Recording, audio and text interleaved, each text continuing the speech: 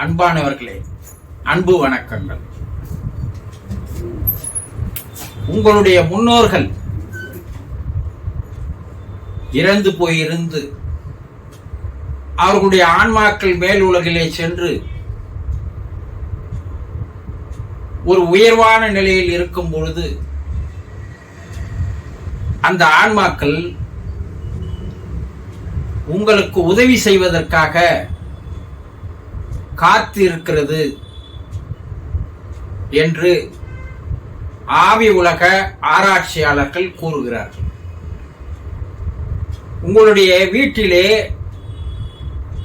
உங்களுடைய தந்தையாரோ தாயோ அல்லது அவருக்கு தந்தையாரோ அவருடைய மனைவியோ பாட்டனோ பாட்டியோ இப்படி இறந்து போயிருக்கிறவர்கள் மேல் உலகிலே உயர்நிலையில் இருக்கிறார்கள்.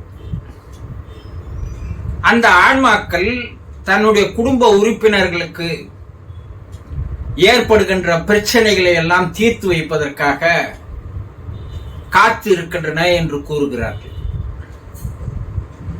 எல்லோரும் பிரச்சனைகளோடு இருக்கிறோம் இல்லையா? என்ன பிரச்சனைகள்? நமக்கு திருமணமாகாத பெண்களோ பிள்ளைகளோ இருப்பார்கள். அவர்களுக்கு திருமணமானது தடைப்பட்டே வந்து கொண்டிருக்கும். அந்த தடையை நீக்குவதற்கு அவர்கள் தயாராக இருக்கிறார்கள். கடன் தொல்லை அதிகமாக இருக்கும். அதிலிருந்து வெளிவர முடியாமல் தவித்துக் கொண்டிருப்போம். அதை தீர்த்து வைப்பதற்கும் அவர்கள் தயாராக இருக்கிறார்கள். பல்வேறு பிரச்சனைகளிலே நாம் நாள்தோறும் கஷ்டப்பட்டு வருகிறோம், துன்பப்பட்டு வருகிறோம் இல்லையா? வியாபாரம் அதில் பெரும் நஷ்டம், தொடர்ந்து வியாபாரம் நடத்த முடியவில்லை. அந்த சிக்கலிலிருந்து விடுபட முடியாமல் தவிக்கிறோம். அதே நேரத்தில் கணவன் மனைவிக்குள் கருத்து வேறுபாடுகள், தந்தை மகன்களுக்குள்ள கருத்து வேறுபாடுகள், குடும்பத்தில் பல கருத்து வேறுபாடுகள், இப்படி இருக்கின்ற இந்த கருத்து வேறுபாடுகளை எல்லாம் களைவதற்கு கூட அவர்கள் தயாராக இருக்கிறார்கள். பலருக்கு திருமணமாகி பல ஆண்டுகள் ஆகியிருந்தும் கூட குழந்தைகள் இல்லாமல் இருக்கிறது. அந்த குழந்தை இன்மையை சரி செய்வதற்கும் அவர்கள் தயாராக இருக்கிறார்கள். ஆக நமக்கு ஏற்படுகின்ற எல்லாவித பிரச்சனைகளிலிருந்தும் நம்மை விடுவிப்பதற்கு அவர்கள் தயாராக இருக்கிறார்கள். அவர்கள் அதற்காக காத்துக் கொண்டிருக்கிறார்கள். நாம் தான் அவர்களை தொடர்பு கொள்வதில்லை, அவர்களோடு பேசுவதில்லை, அவர்களிடம் உதவிகள் கேட்பதில்லை என்று அந்த ஆன்மாக்கள் ஏங்கி கொண்டிருக்கின்றன. வருத்தத்தோடு கவலையோடு காத்திருக்கின்றன.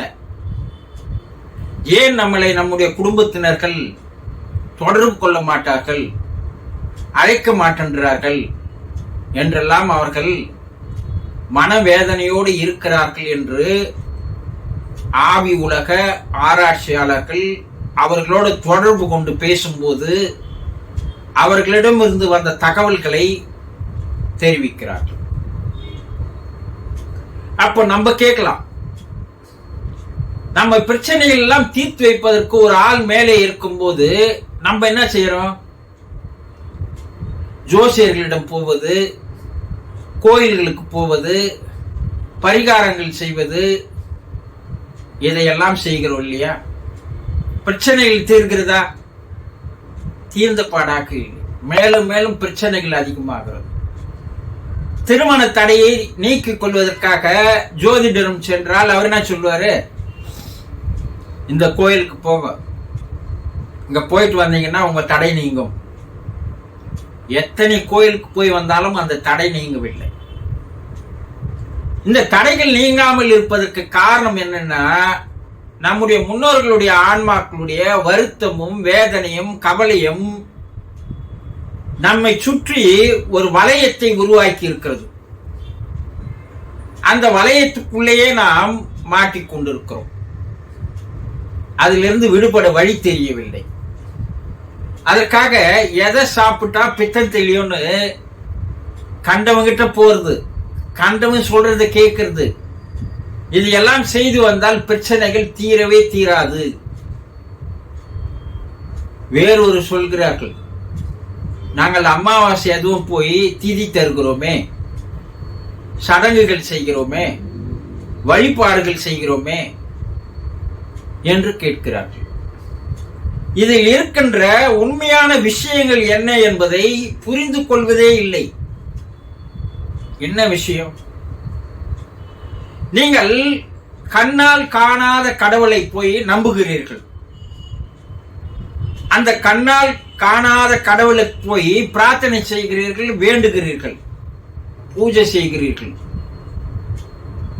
ஆனால் உங்களோடவே வாழ்ந்த 30, 40, 50 ஆண்டுகள் உங்களோடவே வாழ்ந்து உங்களுக்காகவே தம்முடைய வாழ்க்கையை அர்ப்பணித்துக் கொண்டு உங்களை படிக்க வைத்து உங்களுக்காக பல சொத்துக்களை சேர்த்து வைத்து உங்களை ஒரு உயர்ந்த நிலைக்கு கொண்டு வந்து கூடவே இருந்து உங்களுக்காக உழைத்த அந்த ஆன்மாக்களை நீங்கள் நம்புவதில்லை. ஏன்? அப்படியே நீங்கள் அந்த சடங்குகளை அமாவாசை என்று செய்கிறீர்கள் என்றால் அதற்கு எதற்கு ஒரு இடைத்தரகர் தேவைப்படுகிறார் என்று கேட்கிறார்கள். உங்க அப்பாவுடைய முகம், உங்க தாத்தாவுடைய முகம், உங்க அம்மா பாட்டியினுடைய முகம் உங்களுக்கு தான் தெரியும். அது உங்களுடைய ஆழ் மனதிலே அப்படியே பதிந்து இருக்கிறது. இந்த ஆழ் மனதிலே பதிந்த உருவத்தை வைத்து உங்களுடைய வேண்டுதல்களை, பிரார்த்தனைகளை, உங்களுடைய கஷ்டங்களை, துன்பங்களை நீங்கள் எண்ணி வேண்டும் போது, பிரார்த்தனை செய்யும் போது அந்த வேண்டுதலுடைய எண்ண அலைகள் எங்கோ இருக்கின்ற அவர்களிடம் போய் சேர்கிறது என்று கூறுகிறார்கள்.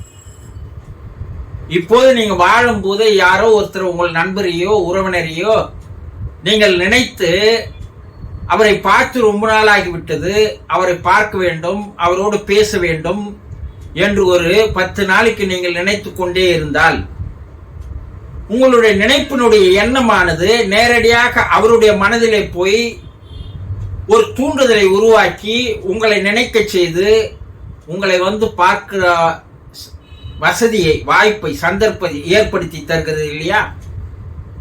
இது நடைமுறையில் நாம் காண்கின்ற உண்மை அல்லவா? உன்னையே நினைச்சிருந்தம்பா, நீ வந்துட்ட, உனக்கு 100 வயசுப்பா சொல்றேன் இல்லையா? அதே போலதான் உங்களுடைய எண்ண அலைகளுக்கு, உங்களுடைய பிரார்த்தனையுடைய அலைகளுக்கு, உங்களுடைய வேண்டுதலுடைய அலைகளுக்கு எவ்வளவு தூரம் இருந்தாலும், எத்தனை உலகம் இருந்தாலும் தாண்டி சென்று அவர்களுடைய மனதிலே போய் ஒரு எண்ணத்தை ஊக்குவிக்கும். அவங்க தான் இறந்துட்டாங்கல்ல, அவங்கள போய் எப்படி ஊக்குவிக்கும் கேட்கலாம். இறந்தது தூள உடல் தான்.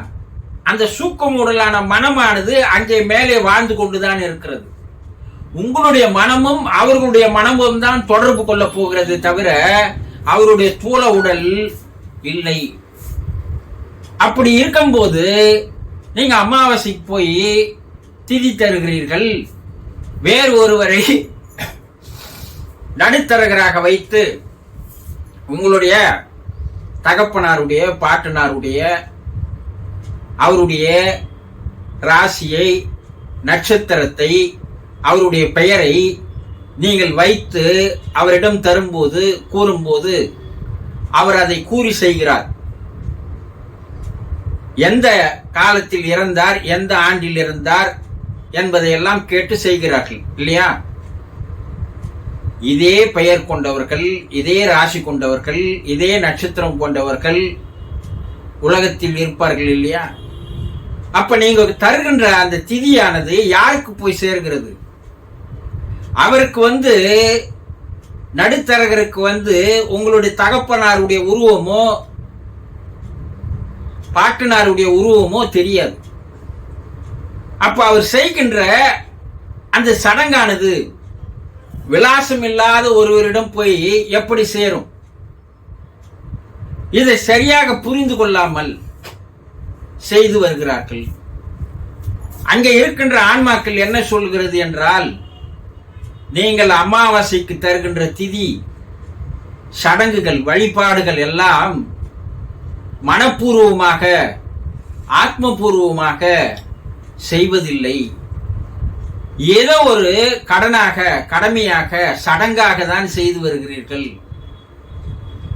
உண்மையிலேயே எங்களை நினைத்து நீங்கள் செய்வதில்லை. ஏதோ ஒரு கடமைக்காக செய்கிறீர்கள்.